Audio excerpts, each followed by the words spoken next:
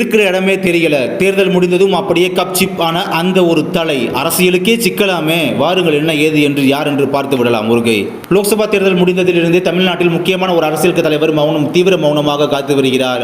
தீவிரமாக மௌனம் காத்து வருகிறார். முன்னாள் முதல்வர் ஓ பன்னீர்செல்வம் என்கிறார்கள் விவரம் அறிந்தவர்கள்.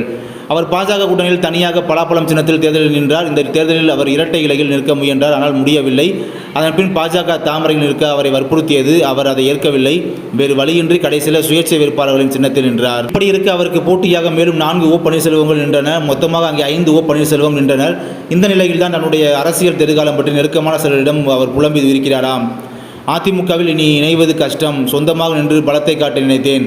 ஆனால் அதிலும் சின்னம் பிரச்சனை, பெயர் குழப்பம் என்று அரசியல் செய்துவிட்டனர். தேர்தல் முடிவு வந்த பின் என்ன நடக்குமோ தெரியவில்லை. ஒரே குழப்பமாக இருக்கிறது என்று புலம்பியிருக்கிறாராம். எங்கே தன்னுடைய அரசியல் வாழ்க்கைக்கு எண்டு கார்டு போடப்பட்டு விடுமோ என்ற அச்சத்தில் அவர் இப்படி எல்லாம் பேசியிருக்கிறார்களாம். அதோடு என் பெயரில் வேட்பாளரை நிற்க வைத்து கேம் ஆடியது யார் என்று தெரியும். எனக்கு அதெல்லாம் தெரியாமல் இல்லை. அதை ஒரு நாள் பார்த்துக் கொள்வேன் என்று பேசியிருக்கிறாராம்.